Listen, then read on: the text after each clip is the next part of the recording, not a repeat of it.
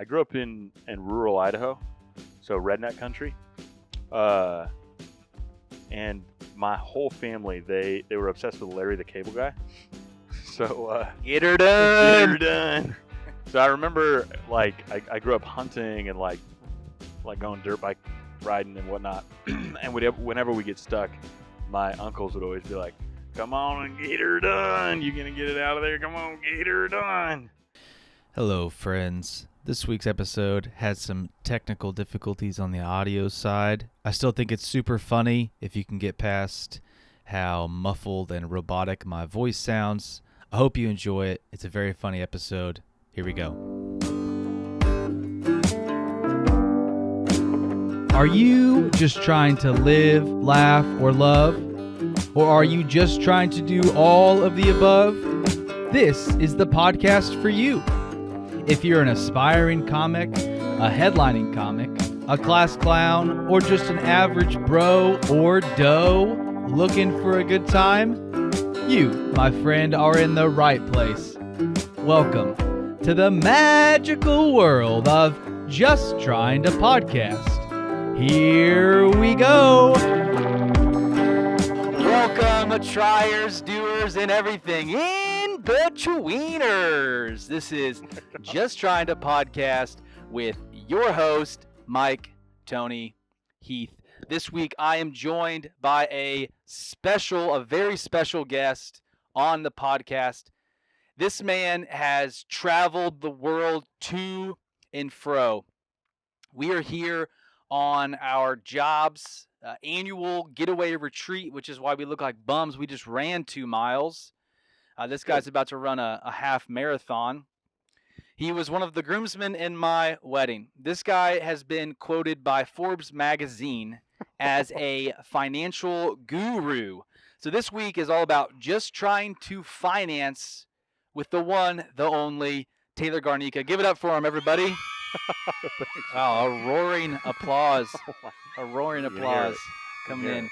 Before we get hopped into this week's episode, I want to thank a supporter of the podcast. This episode number 17, is brought to you by supporter of the podcast, none other than give it up for Alex Robinson. A-Rob, thank you so much from Bozeman, Montana. Thank you for sponsoring the podcast. As one of the supporters, we couldn't do what we do with JTP without triers and doers like you. So thank you. Here's a word from A-Rob himself. Hey, this is Alex Robinson, and I'm just such a big fan of this podcast. My favorite episode was the one with Charles Hall Jr. Blew my mind. I was laughing my head off. Life-changing. I highly recommend this podcast. You will regret it if you miss out. All right. Thank you again, A-Rob. We appreciate you. So much love and appreciation goes out to you. Thank you so much.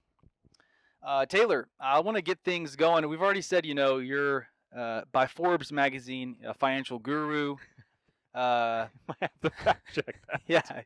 Yeah. Feel free to Google that. Look them up. No, but you do know things about finance. Yeah. And you are not a comedian. No, not even a little bit. Would you describe yourself as an average beau trying to have a good time? It feels insulting, but It still feels insulting. sure. maybe an average Joe. Maybe an average Joe. I can't tell if that's better or not. Dude, I just realized in this moment that beau could be a gender neutral name. Oh, couldn't Joe? Joe could as well. So if you're a Joe or a beau, who knows what gender you are? Hopefully you do. What a little bit about your personal history. They just want to get to know you a little bit. Like you're currently in somewhat of a financial role, a little bit. Yeah. More of probably like a fundraising coach would probably be a more accurate description, or director of fundraising. Director of profits and fundraising. Yeah. Okay. Great. That's so you are. What I'm trying to get to is that you know something that Hopefully. maybe hopefully you know something. I could be faking it. That either I don't or some of the listeners don't know, and maybe you can teach us. But we do talk a lot about comedy. Okay. On this podcast. So I'm curious, like you're not a comedian yourself. Not even a little bit. But I would love to know, like, what's your first memory that you can remember of stand-up comedy? If you just go back in the archive files of your mind, like the first time you remember some version of stand-up comedy? I grew up in rural Idaho, so redneck country. And my whole family, they were obsessed with Larry the Cable Guy. So Get her get done. her done. So I remember like I grew up hunting and like going dirt bike riding and whatnot. And whenever we get stuck, my uncles would always be like, "Come on and get her done. You're gonna get it out of there. Come on, get her done." So that's probably my earliest. And then there's this other, and I'm not gonna remember, but there's this other comedy show. It's got like, at the time it's older. It had like 4 really famous, moderately famous comics essentially, and some bald host would essentially pull prompts out of like a fishbowl, and it was impromptu. They just had to go out and Oh, whose line is it anyway? whose line is it? I was obsessed with that show when I was a kid. Yeah, there was some skits there that like had me rolling. So those are probably my earliest memories. That's good, yeah. Larry the Cable Guy, and whose line is it? His line is it anyway? Anyway, yeah. I think the professionals, you can correct me if I'm wrong, would distinguish.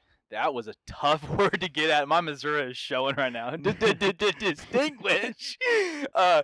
Okay, so Larry the Cable would fall up in like stand up, and whose line is it anyway would fall in like the improv sketch comedy. But they are like cousins, like they're deeply related.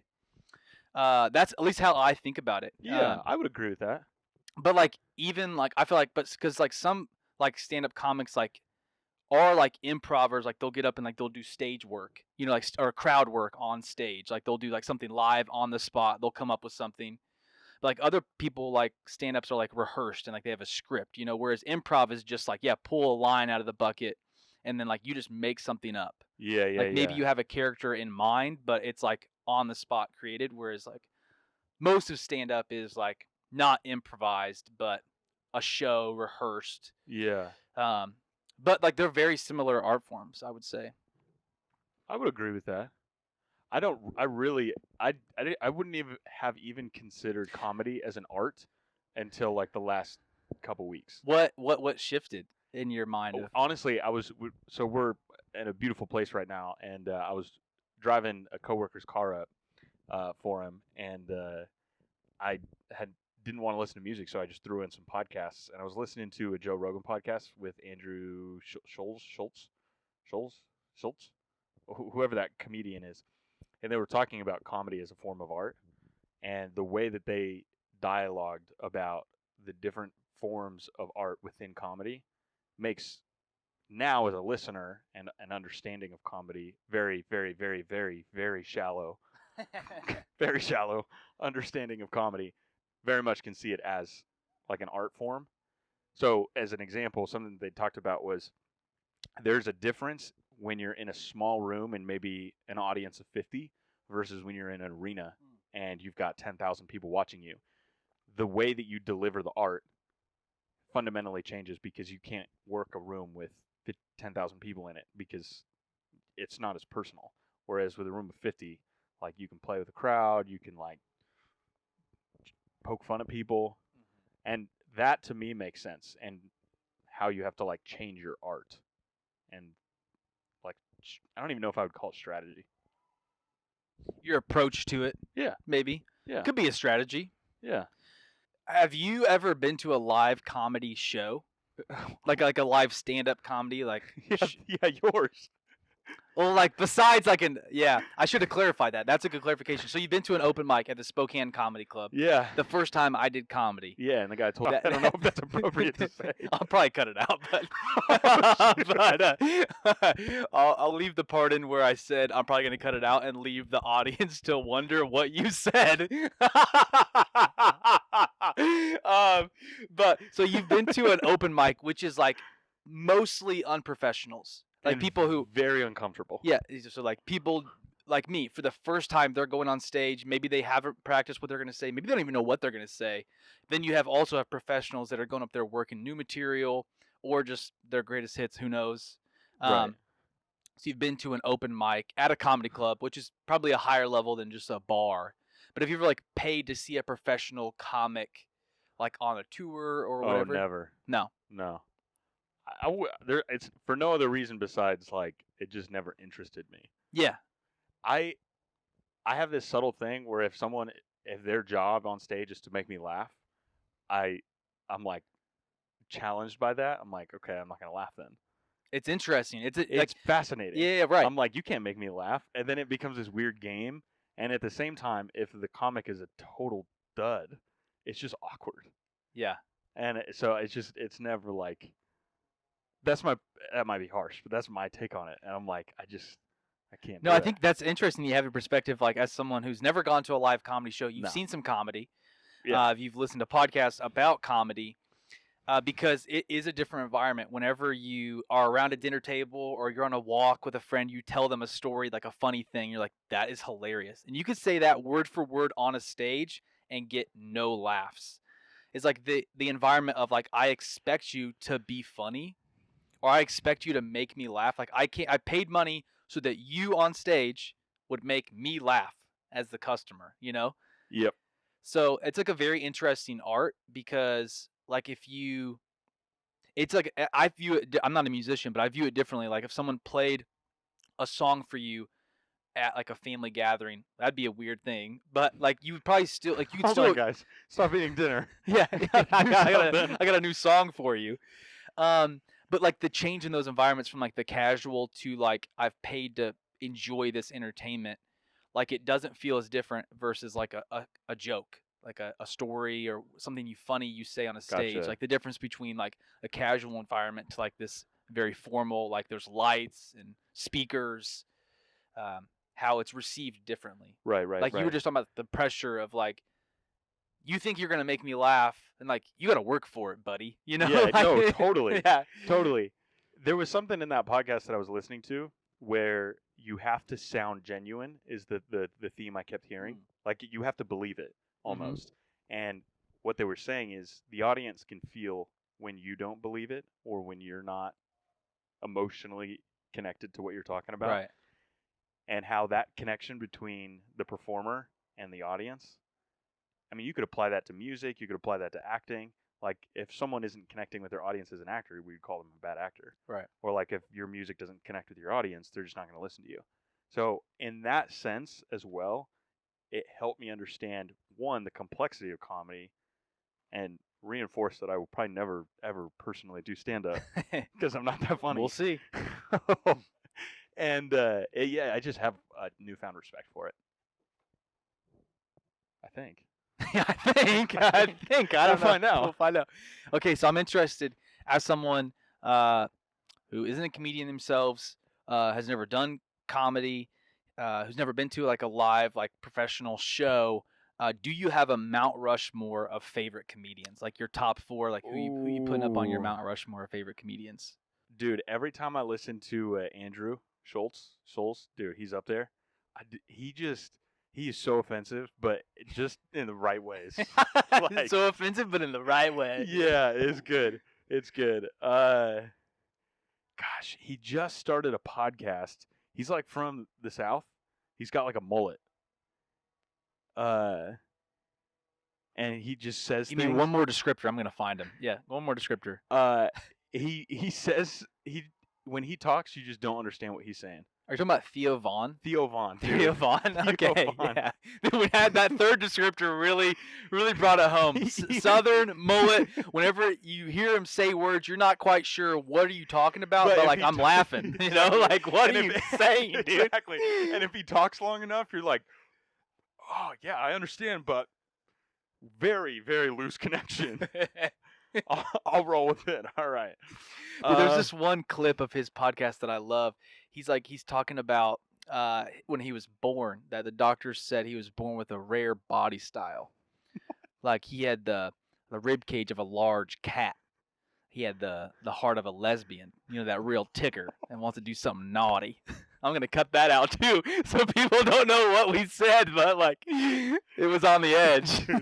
Dude, this might be insulting to you, but sometimes you give me Theo Vaughn energy. I've received that, dude. He's like very successful. Like, I actually really relate to Theo. Like, it's like it's often said like you don't know if he's telling like the truth, but you believe that he's saying the truth. Like it seems like such a crazy story. Like how can this be true? But you really believe him to like be telling like an authentic story, just like what you're talking about, like genuine. Oh, 100%. But like the story says, like there's like how is that possible? You know, Oh, like yeah. yeah. Dude. But like he really like you can believe him. He believes it as he's saying it. So I'm like I like to tell stories like that too. So Yeah. I relate to him. Like he was telling someone who had 6-pack abs that he looked like one of those turkeys that you freeze and it has the lines in it, and the person was so offended, and he was like, no, like he was offended that they were offended because he's like, I'm complimenting you, but it's like you just told him that he looked like a frozen turkey. How does frozen turkey and abs? I can see it, but like that's stretch. Yeah, like how do you get there in your mind? Yeah, it's incredible. So you have Kevin Hart, Andrew Schulz, Theo Vons, and probably Dave Chappelle. Dave Chappelle. He's hard not to put. Dude, he's the GOAT. Any honorable mentions that you would up there? Like, yeah, I'll put you up there. That's what I was just looking for that. I was wondering Is if he you gonna wanted, say it? I was wondering if you wanted me to put Mike Tony Heath on the. But you've only seen me do my first set. Yeah. And where then, that guy said that thing afterwards that we took yeah, out of this. yeah, that we cut out. And then I didn't do comedy for like over a year. Yeah, you were traumatized. I was traumatized from that. And then I got back into it. So maybe I'll have to come down to where you live. For some color to the paint of this mystery, there was an audience friend group of like 30. And we were I brought friends, bro. After this person got up there and said that thing, we were about ready to throw hands. Like even after the comedy show was over, we were all pissed. But people were so nice. Like even outside the friend group, they were like, "Hey, like we know it's your first time, so like good job doing it." And like that guy's a jerk, you know. Yeah. Oh yeah. Oh yeah. So yeah, any other thoughts on comedy that you have? I have a growing appreciation for comedy. I don't know if it's because I'm getting older, or I'm just branching out into new sectors of art. Like my wife and I love art. Like we love going to art museums. Like we went to the Kansas City Art Museum with you and just loved it. Love art, love classical music, love rap. They're very different, like those art forms. And I'm learning that comedy is just like a new, it's just not it's a different form of art and storytelling. It's a whole new world. Yeah. But it makes me laugh, and I like to laugh. So. Yeah. That's good. I have some finance questions for you. All right. First one, just off the dome, off the top. Let's just get crack the seal. What is crypto? Dude, what is crypto? Dang it. You don't know. Shoot. I mean, I know what it is, but like at the same time, for anyone who knows finance out there in the world, like we're all like, yeah, crypto, but also there's like this inkling in us that's like, man, but like, what is crypto? Blockchain. I just say that. I really don't know what that means. But there's so much you can say about crypto. I'll say why I do like crypto and why I don't like crypto. Okay, and that's great. That may help people who aren't investors and don't know investing language understand it. So essentially, crypto is it is decentralized, a decentralized form of currency. So like if you live in the United States or if you travel anywhere, you're going to pay for stuff with the U.S. dollar because it's the world currency right now. Or if you live in China, you're going to use what they use there. If you live in Russia, you're going to use what they use there. If you live in Mexico, you're going to use what they use there. The fact that crypto is so exciting but also terrifying to large institutions is it has no allegiance to a single country. That's like me, baby. Come on. No allegiance except to the king. So crypto is fascinating because it isn't swayed by anything political because it doesn't belong to anyone, which brings me to my second point. What is crypto? Like, what is it and what even is it? Because it doesn't belong to anyone, what gives it value? We do. We just ascribe value to it. Exactly. The problem is it's not new. It's just popularity of it is really new. And then you got a bunch of crazy people coming out here and making up new coins and having new ideas that all of a sudden it's like, I just say that this is worth $1 million. Yeah. And like, says who? Says who? Like, I can't tell you whether or not it's worth $1 million because you haven't. Its lifespan hasn't been long enough. So that's why I say, like, The double-edged sword of it. yeah, Almost. like crypto's. It's fascinating, but even like, what even is it? So I think in 50 years, maybe crypto is going to be much more of a prevalent scene than it, and it feels prevalent now. But I think in 50 years, the way we talk about crypto is going to be really different as it's more adopted and used. Once 50% of any market begins to use crypto as a general currency transaction, it's going to change the world, 100%. But right now, like, More than the internet? well, More than the iPhone? oh, definitely more What than changed the iPhone. world more, the iPhone or the internet? Internet. Okay. Because you can access the internet on many different phones that are not the iPhone. But like the entrance of the iPhone like shaped our future. Oh, for sure. But I think, I mean, it's hand in hand. Like, the iPhone Sure. is a result, I would say, of the internet. Because it was Right. us accessing more and more information, so we needed a larger screen than just like a little, the Nokia brick phone. Like, you just needed to see the 9 digits that you were calling, and you could play Snake. Great. Dude, what was your high score on Snake? Yeah.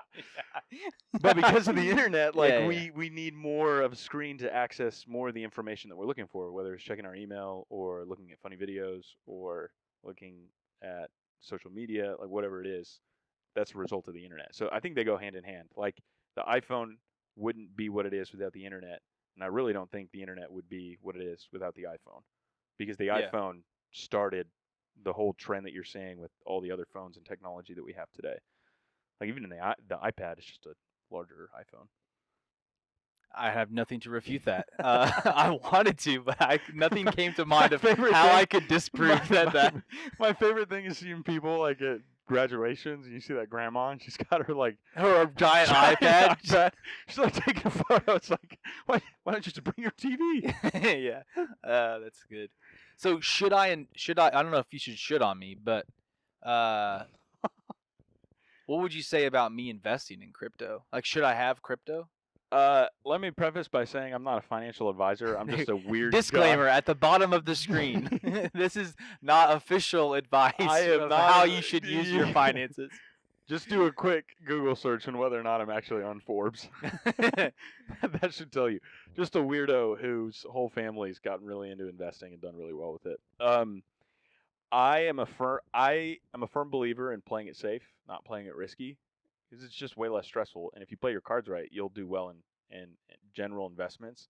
So, if anyone's portfolio, with anyone's portfolio, I would say take anywhere between 5 and 10% of that, and with the understanding that you're willing to lose that money, and invest in crypto.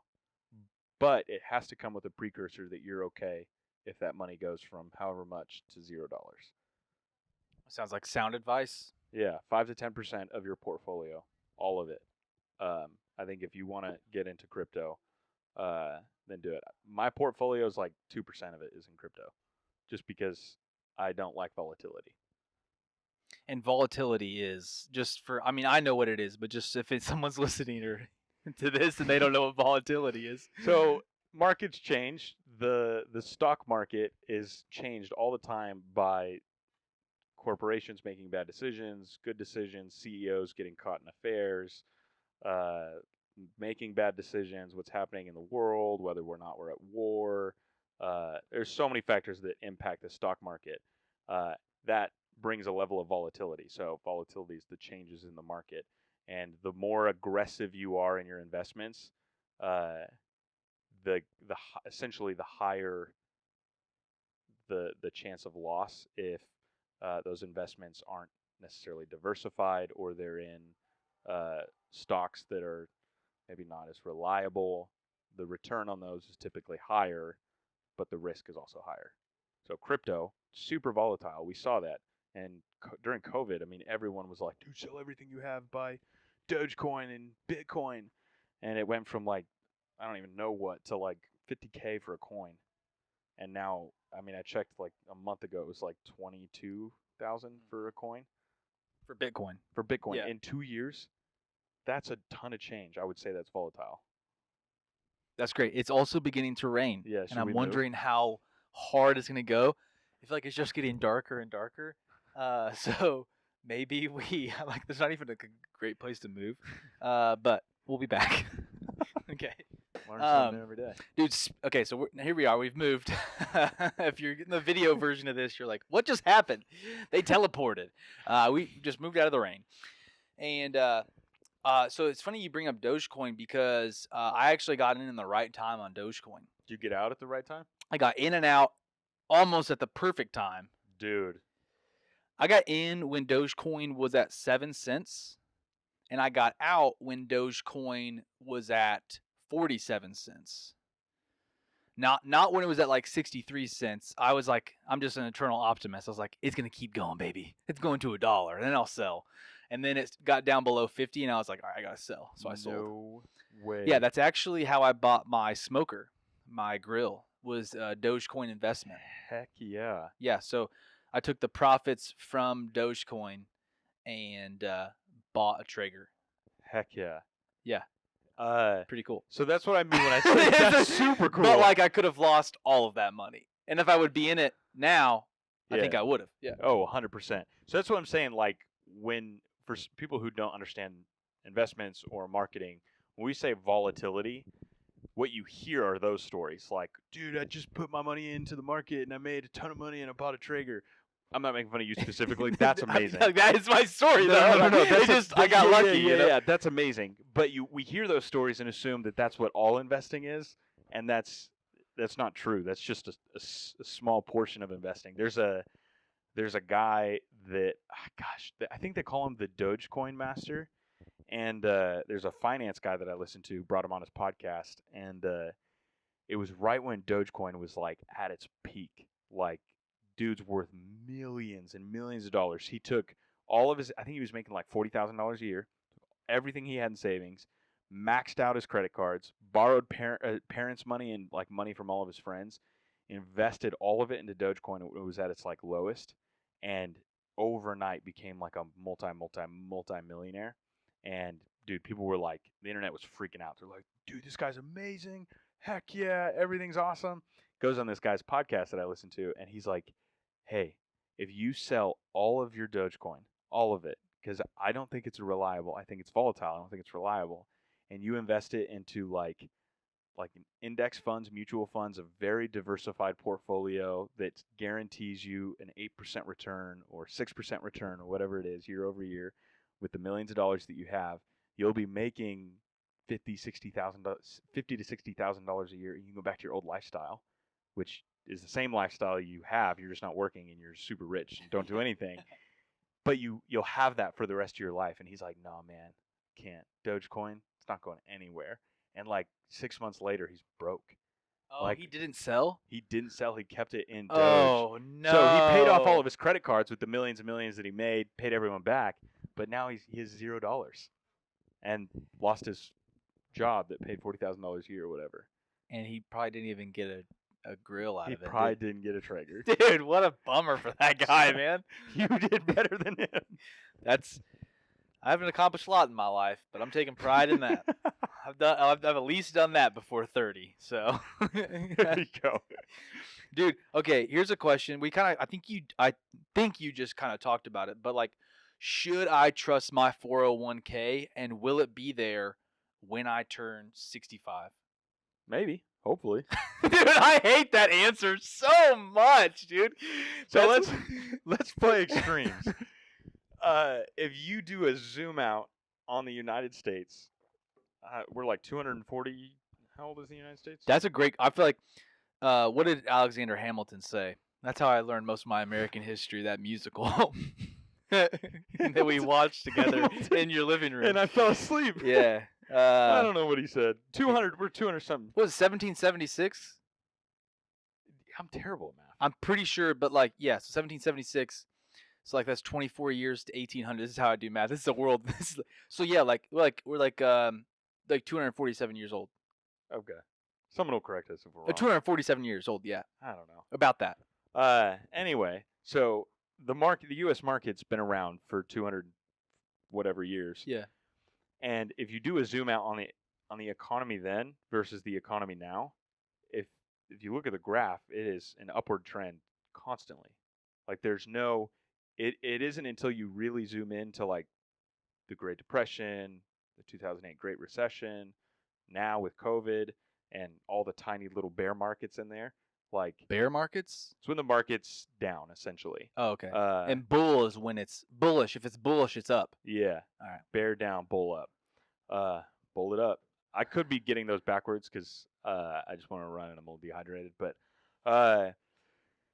so if you zoom in, you'll see like those downward trends, and it looks a little scary. But if you do a zoom out on the U.S. economy over the last 200, it goes up. So the reason I say I hope it's still there is we haven't gone into World War III and America doesn't exist anymore. Like then at that point, like who cares whether or not you have money in the market?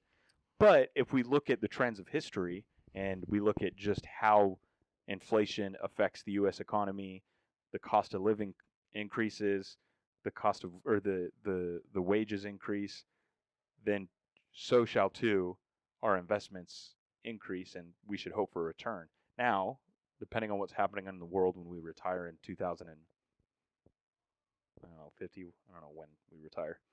50, right?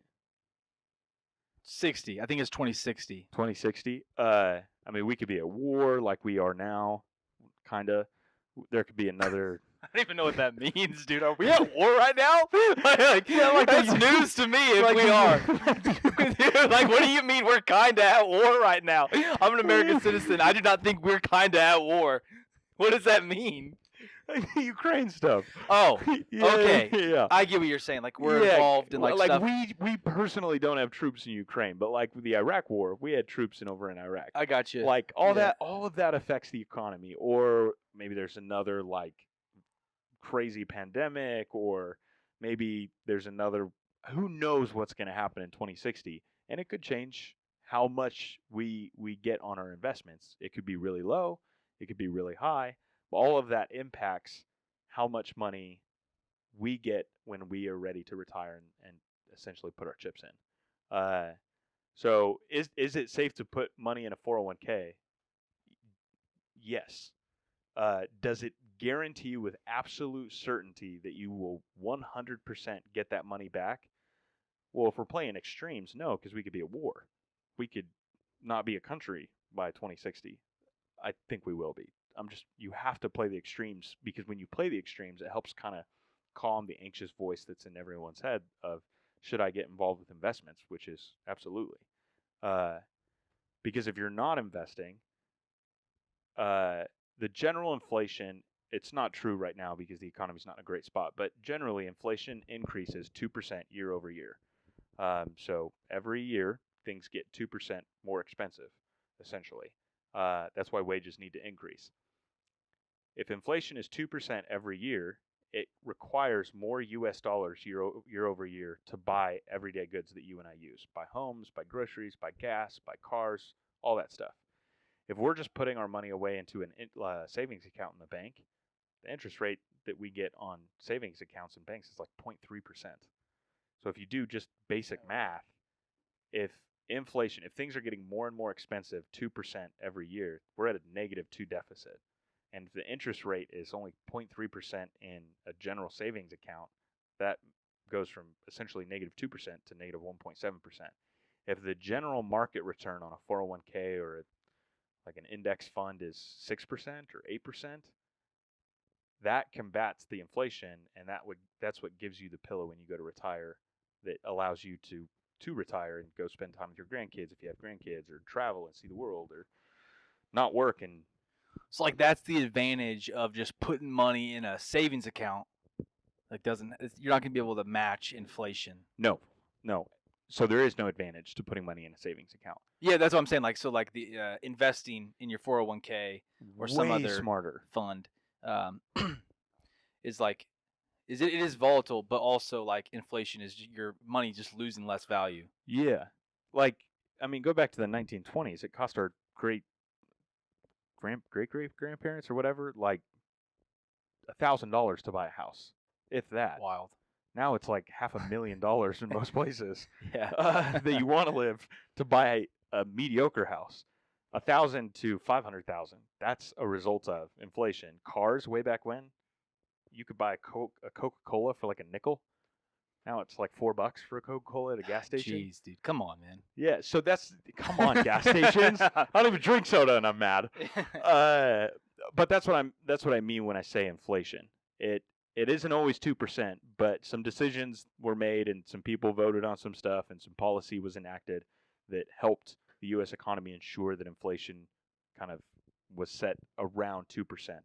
Now, today, the economy's not in a great spot, so inflation's like 6% or 7%, and that's why everyone feels pressure when it comes to their wallets and their spending. But that's the advantage. So when I've got friends who are like, yeah, I've got like $100K in my savings account. I'm like, for what? Like, you should not have $100K in your savings account. You just shit on them, dude. You shit all over them. You should not. You should not. I mean, I'm proud of you. That is amazing. Yeah, like, good right. job. You're doing better than 99% of people. Right. Heck yeah. But like, you rent, you don't invest. Like, that money is losing value every day by just sitting there. And sure, maybe you want the security of knowing that you have $100,000 that you can fall back on in case you lose your job or you want to go on a 6-month vacation or whatever. If that's how you want to choose to live your life, great. I don't subscribe to that line of thinking. I think it's more advantageous if you take that $100,000 and you put a down payment on a rental and you get the money from the renters paying you over time and they're paying off your loan, and that's, if inflation continues, that's an asset that you have that you can sell 30 years from now, 20 years from now, 15 years from now, that will make you probably more than that $100,000 that's in your checking account right now or savings account. And likewise with investments in the stock market through your 401k or an IRA or whatever, through a brokerage account, like, same thing. The potential on the return is much greater than you just keeping $100,000 in your savings account. So like the people who are like, oh, I've got 20K stuffed away under my mattress, like that line of people, that line of thinking that people subscribe to. Why? What if it's in gold? Dude, there's some people out there that love gold. I think gold's good. Gold's good. Yeah, the gold standard, man. The gold standard. The America, baby. I mean, everyone's buying gold right now.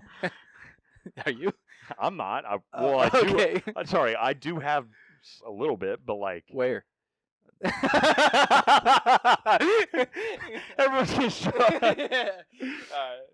It's not much. Yeah. I'm in my 20s. No, it's just like cash burns, it goes away, but gold, like, it's finite. There's only so much gold, so it's a helpful way if the world's in chaos to be able to transact things. So. Also, it's sunny now, still raining a little bit. What do you call that in the Northwest when it's sunny but raining? The spring? Okay, nice. Some people in the South call it the devil's beating his wife. Well, I know, dude. It's they don't even really say that in Missouri, but like people in the South be saying that. I bring that up to say, do you need sunglasses? No, I'm chilling. Okay. I think. Unless it's gonna make it all look funny. No. If you change your mind, just like I'll take some sunglasses. Okay, nice. Okay, all right, just one more finance question. Then, if you have any other thoughts, I'd love to hear. Is like, explain to me equity. Like, people be saying, okay, so we rent in Seattle right now. What I'm paying in rent in Seattle is like 2 of my friends' mortgages in the Midwest combined. Oh, 100%. Okay, You're talking about home equity. Yes. Okay. Home equity, to be specific.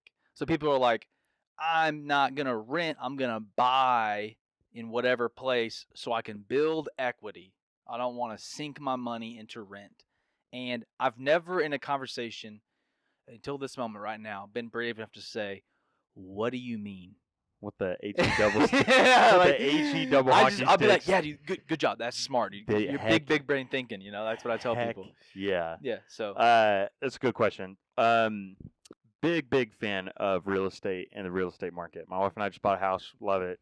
You can do whatever you want to it. It's amazing. So when you rent, that money just goes to someone else's pockets. Money that you essentially burn every paycheck. Doesn't go anywhere, doesn't provide any value to you. Except a roof. Well, and shelter. Yeah. Besides shelter. Yeah. There is no other value to it. That's a good point. So equity, I'm gonna use whole numbers just to and That's helpful for me. When we and get am- into like weird numbers, I'm like, yeah, I glaze over like a and donut. and ambiguous towns. Not ambiguous. We'll use real city. So let's take Portland as an example. Rip City. Rip City, USA. This is not true to what's happening in Portland right now. I'm just using whole numbers and a fake scenario. So if you bought a house in 2018 in Portland, and let's say you bought that house for $300,000. Got it. COVID happens, and the housing market goes crazy. Interest rates go way down. Everyone's like, dude, I'm gonna move. Everyone starts working remotely. I'm gonna move to a city I want to live in. I'm gonna buy a house because interest rates are super down. It's a good time to buy. Home prices skyrocket. So say it's now 2022, so 4 years later, the house that you bought in Portland that was worth $300,000 that you bought is now worth $600,000 because the housing market, the value of the market increased, so home prices naturally increased. So you see that in desirable locations. Seattle is just expensive, but like there's cities in Montana, Boise, Idaho is an example of this, Florida, Texas, California, like places that people want to live. Naturally, housing markets will increase because there's a value to being in that city that is not just the plain Joe the city that you live in today or whatever. So home equity is that $300,000 that you made in this made-up scenario where you bought a house in 2018, it was worth $300,000, and because it's, as an example in this made-up scenario, a desired place for people to live, it shot the housing market up, and now that house that you bought, you can sell it for $600,000. So because it's valued at that much, that's essentially the equity that you have on that house, that extra gap of $300,000. How do you get it? You take out a loan on that $600,000 house, and if I'm saying that right, and that's the money that you have that is like just given to you. So if you take out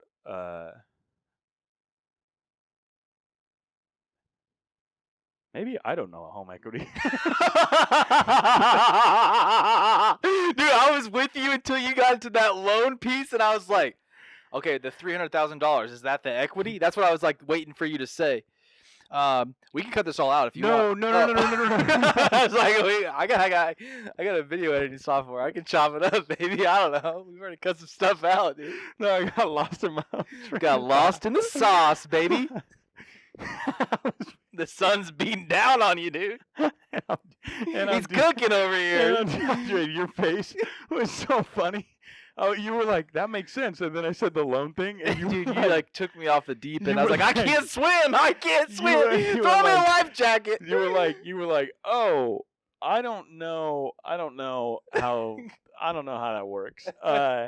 So you would take out if you wanted to keep the house, you could take out what's called a home equity loan, and the home equity loan draws from. That's where I got it mixed up. The home equity Okay. loan draws from that value that was created from the market there, because you can. It's so silly. It's because you can sell that house in this made up scenario Oh, yeah. at $600,000. So I don't entirely know the exact details of how it works, but because the value of the houses in that area, the market increased it to 600,000, you've got that 300K to play with, plus whatever you've paid off in your mortgage payments every month. You can take out a loan on that extra value that's been placed there, and that's what's called a home equity loan. If you just sell the house outright, a lot of people, whether it's correct or not, they use that as like, oh, that's the equity that I made off that loan, or that's the value that I made off that real estate. Okay. So I paid $300,000 for it, and the whatever years that we lived there, we paid $50K off of it over our mortgage payments. So we sold it for $600. We brought home $350,000, and we paid because they paid you $600,000. You give $250 of that to the mortgage company that that they lent to you from, to pay off the rest of your mortgage, and then you cash that $350 to go do whatever you want. Does that make sense? That makes sense. That makes sense. I was going in the right you got it. direction Yeah, you got until it. I brought up the loan, and then I said the loan thing backwards a little bit. So we fixed it. Yeah. The home equity thing. What is home equity? It's the ability for you to use the value that you made off of your real estate purchase to do more with off of the money that you made from that. Dude, thank you so much, man. Now I can like actually have that conversation in real life, not on a podcast. Yeah. Where people say that, and I'm like, yeah, I cannot just say, yeah, that's cool, man, good job. Like, I actually know what they're talking about, so I appreciate it. Maybe help other people too. That was fun though. I liked learning some stuff. You listen to podcasts about finance? Is that all the time? What are some podcasts that people are like, yeah, I actually do want to learn more about this? Like, where would you point people to like learn more? Yeah. There's 2 YouTube channels that I would highly recommend. Graham Stephan. He's a young guy. Became a millionaire at 26 years old. Realist. Yeah. Golly. Like, he's not a professional athlete. No, he did. If you see him, you're like, he's just. There's nothing about him to scream. Sorry. Just an average Sorry, Joe, Graham. dude. Sorry, Graham. An average. No, he's brilliant, and he's so dude. He looks like an average Joe, but he's not. Oh my gosh! So he got into he never went to college. Got into the real estate game in California, and I think he lives in Vegas now. I don't know. He just bought a house for like $1.6 million. It's a family city now, I hear. I don't know. I just heard that. I don't know if that's even reliable. Someone just told me that the other day, and I've been saying that now. Subscribe to that line of thinking. Yeah, they've rebranded everywhere except for the Strip. So Graham Stephan, he takes basically what's going on in world news that's finance related and makes it so easy to understand. Easy like person to listen to. Graham Stephan. And then the other person, if you're like new to investing specifically, Investing with Rose on YouTube. There are 2, like they're on Spotify, they're on Apple Music, they're kind of everywhere. But the 2 podcasts that I would say, if you want to learn more about finances, is Choose IF. So choose and then capital IF, Choose Independent Finance. Oh, okay. And they are all about like orienting your decisions in your life to be completely independent financially. So you don't depend on an employer, you don't depend on anyone. Dude, that sounds like comics, bro. Like, for real. Like, Choose IF is the name of the podcast. Choose IF, yeah. That sounds like if you're an aspiring comic or you're a headlining comic, that might be a podcast for you. That sounds interesting. Keep going. Sorry. Yeah, it might be. They're pretty dull, but brilliant. But they could go learn something, because I mean, like, every comedian who's like going full-time comedy or even doing like a side hustle, like for me, like on the side, just like you are your own business, so you're trying to figure out 100%. Like good. Their whole vision statement, and Choose IF is like, you don't want to be in a position where you are dependent on someone else. Like, if you have the strategy, the know-how, and the understanding of making the right decisions at the right time to be completely financially independent, like that's what we want for you, because we're in that. And it is the most freeing thing in the world. They say that true American freedom is independent finance. Like that's their whole freedom. You can subscribe to that if you want to, or you cannot. And then there's another one. I honestly cannot remember the name of it, but it's a real estate one. So if I remember the name, I'll send it to you, and you can like put it in. Yeah, I'll put all of the, and if you have some other ones, I'll put these in the show notes. I'll say like Taylor's Recs and recommendations, as that means. Yeah. And put it all in the show notes with like description, like little mini descriptions. Yeah. For people. And there are more in the real estate game, and we're talking. You asked me about investments. Yeah. You'll hear people say like, "What's your real estate portfolio look like?" And there are people out there that like their whole passion is real estate. So they're buying multiple properties of real estate, and they're building a large real estate portfolio. So they'll own condos, they'll own apartments, they'll own duplexes, they'll own like single home rentals, and that's their portfolio. And they're big believers in like that whole scene. So those are, if I had to tell anyone, 4 people that they should listen to: Graham Stephan, Investing with Rose on YouTube, phenomenal. Graham Stephan has a podcast called the Iced Coffee Hour, and he'll have a wide Iced coffee.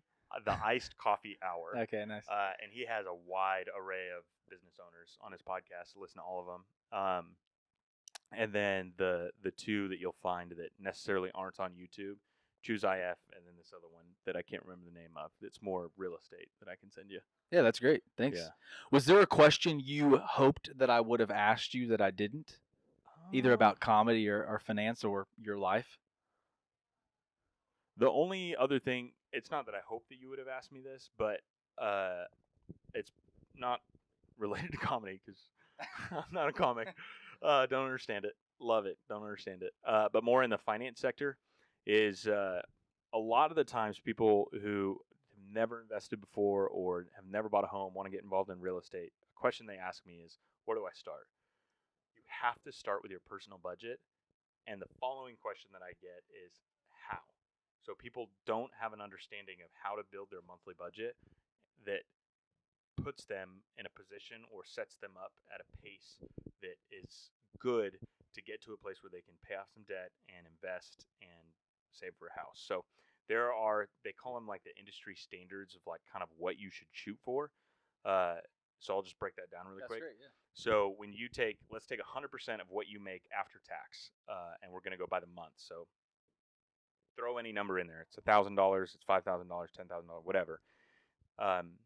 They say that you should be spending no more than 30% of that on housing. So you'll see or you'll hear people say, I'm house broke. That means that they subscribed or bought into a house, or they got into an apartment that the rent or the mortgage was too much. So maybe they live somewhere that they love, but they don't have any more, that there's no more money for them to go out with friends or go on a vacation or go camping over the weekend or get outdoor gear, whatever your hobby is. They can't afford that. They're house poor. So you don't want to go over 30% of the income that you make. So do an assessment on your mortgage, your rent, look at how much you make, your household, whatever. And if you're paying more than 30% of your take home after taxes as a house, it might be wise to consider moving somewhere more affordable. So 30% housing. No more than 10% should go toward travel. And I don't mean travel as in like you're going to places you haven't been before. I'm talking about gas, car insurance, and your car payment. Unfortunately, this is an area that most Americans, like, they go out and they get a brand new car, and when they shouldn't, and they're spending way too much money. I read a statistic. Their car broke, man. Their car broke, literally. And I read a Can't go nowhere in the car because the car broke. I've read two separate statistics, and they're both different. But the average car payment in America right now, it's either like almost $800 or almost $900. Wow. Think about that. That's a lot. And then you got to pay insurance and gas. So no more than 10%. I know it's hard for people, but try as much as you can. You then should be saving/investing 15 to 20% of your income, and then charitable like if you are a believer or go to your church or whatever, they often ask you to give 10%. So you should do all of that. So 30 plus 10 plus another 10 for donations, let's call that's 50%, and then another 15 to 20% in savings. Yeah. That's, let's call it 65, 70%. That means only 30% of what you make you're actually spending on eating out, new clothes, the things that you want to do. And people just, that lifestyle, it demands a ton of discipline. But if you want to get to this place where you have independent finance and you're investing, you're saving for a house, you have to subscribe to it or be a multi-bajillionaire and make a lot of money and get lucky. Be the Dogecoin guy. Dude, that's interesting. You bring up the tithing piece, the giving piece, because like as you were talking about like the financial freedom, that verse of from Galatians where it says that is for freedom that Christ has set us free, and like the freedom we have in Christ. And like so when someone hears like, oh, like Christians like it's a general practice of the 10%, you know, we're not getting into that. Let's just say like general Christianity would say like maybe 10% for tithing, giving generously to the church, the body of Christ. And like that doesn't sound very freeing. That sounds like chains, like constriction, you know, right? And I was talking to a friend about this earlier this week of like, of the things that have control over us in life, that money has so much power to control us, like our like anxious thinking, and you always talk about financial freedom. Like if you could just say it in like a paragraph, like I guess just what I'm wondering is like, how have you experienced like freedom in being generous, like connected to your faith in Jesus? Does that make that question make sense? Yeah, it's just a big question. That's a big question. I know. I always like to take hard right turns, dude. That's a hard right turn, Dude, bro. we shifted gears I quick. struggled to explain home equity, and now we're over here. Dude, come on over, dude. The water's nice. Hopefully. I'm kidding.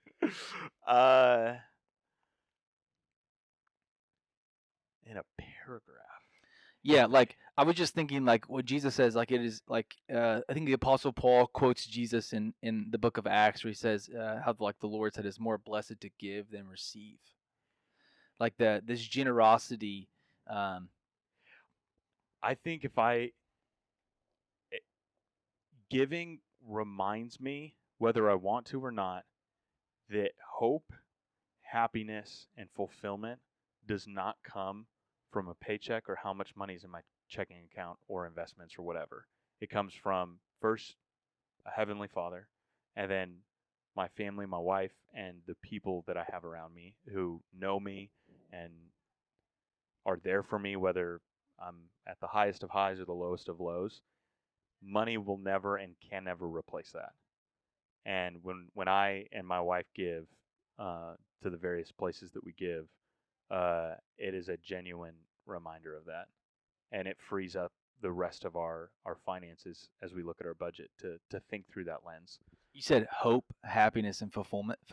Yeah. That's good. I like that. Yeah. Thank you, man. That's a really good paragraph too. By the way, like it took my like my paragraph long question I phrased, dude. I'm notorious for that, man. I'm just so long winded, dude. Thank you so much. Thanks for having me. For being on the poddy this week. Just trying to finance. One of my professors in college, she would only say finance, and it drove me crazy. It sounded so pretentious. Sounds Southern.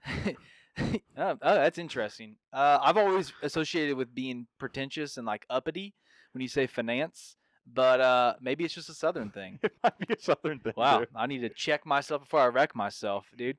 The sun is gone now. It has been all kinds of weather during this like outdoor podcast. I think it's the first one I've done outdoors. Come on. So that's pretty cool. But thank you guys for listening to this week's episode of Just Trying to Podcast. We appreciate all your support. If you want to become a supporter like A-Rob, you can go onto Spotify or check the link in the show notes or any of my Instagram bios. For just 99 cents a month, you can become a supporter of JTP. My next show, if you're in or around Seattle or in Washington, I encourage you to come out this Thursday, May 18th at this Thursday, May 18th at Laughs Comedy Club. I'll be performing there. I think the show's at 8. The link will be in the show notes. Come out. I think I even got like a friends and family discount code. I'll put that in there. I would love for any love and support to come out for that show. And as always, my friends, my Missouri is really showing. Stay funny and stay weird. Great shot!